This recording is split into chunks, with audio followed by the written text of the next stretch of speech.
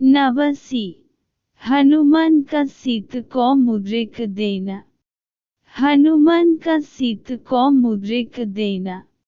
सीत के वचन सुनकर वानर शिरोमणि हनुमान जी ने उन्हें सांत्वना देते हुए कहा, देवे, मैं श्री रामचंद्र का दूत हनुमान हूँ और आपके लिए संदेश लेकर आए हूँ।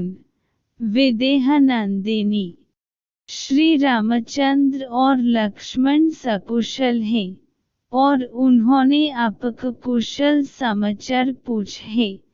रामचंद्र जी केवल आपके वियोग में दुखी और शोककुल रहते हैं। उन्होंने मेरे द्वारा आपके पास अपना कुशल समाचार भेजा है और तेजस्वी लक्ष्मण जी ने आपके चरणों में अपना अभिवादन कहलाया है। पुरुष सिंह श्री राम और लक्ष्मण का समाचार सुनकर देवी सीता के संपूर्ण अंगों में हर्षजनित रोमांच हो आया और उनका मुरझाया हुआ हृदय कमल खिल उठा। विषादग्रस्त मुखमंडल पर आशा की किरणें प्रदीप्त होने लगी। इस अप्रत्याशित सुखद समाचार ने उनके मृतप्राय शरीर में नवजीवन का संचार किया। तभी अकस्मात सीता को ध्यान आया कि रामदूत कहने वाला यह वानर कहीं स्वयं मायावी रावण ही न हो। यह सोचकर वह वृक्ष की शाख छोड़कर पृथ्वी पर चुपचाप बैठ गई और बोली, हे मायावी, तुम स्वयं रावण हो और मुझे छलने के लिए आए हो। इस प्रकार के छल प्रपंच तुम्हें शोभा नहीं देते और न उस रावण के लिए ही ऐसा करना उचित है। और यदि तुम स्वयं रावण हो तो तुम्हारे जैसे विद्वान शास्त्रज्ञ पंडित के लिए तो यह कदापि शोभा नहीं देता। एक बार सन्यासी के भेष में मेरा अपहरण किया, अब एक वानर के भेष में मेरे मन का भेद जानने के लिए आए हो। धिक्कार है तुम पर और तुम्हारे पंडित पर। यह कहते हुए सीता शोकमग्न होकर जोर जोर से विलाप करने लगी। सीता को अपने ऊपर संदेह करते देख हनुमान को बहुत दुख हुआ। वे बोले, देवी, आपको भ्रम हुआ है। मैं रावण या उसका गुप्तचर नहीं हूँ। मैं वास्तव में आपके प्राणेश्वर राघवेंद्र का भेजा हुआ दूत हूँ।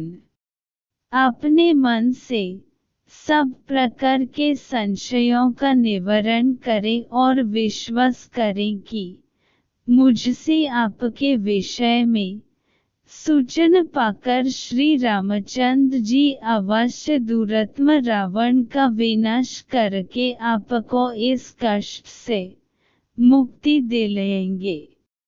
वह दिन दूर नहीं है जब रावण को अपने कुकर्मों का दंड मिलेगा और लक्ष्मण के तीक्ष्ण बाणों से लंकापुरी जलकर भस्मीभूत हो जाएगी। मैं वास्तव में श्री राम का दूत हूँ। वे वन में आपके वियोग में दुखी होकर आपको खोजते फिर रहे हैं।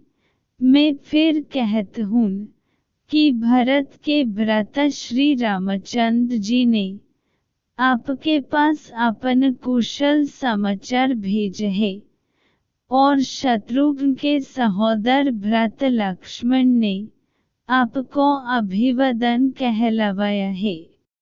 हम सब के लिए यह बड़े आनंद और संतोष की बात है कि राक्षसराज के फंदे में फंस कर भी आप जीवित हैं।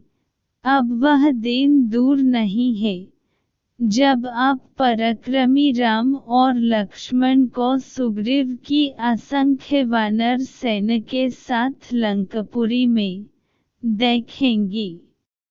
वानरों के स्वामी सुग्रीव रामचंद्र जी के परम मित्र हैं।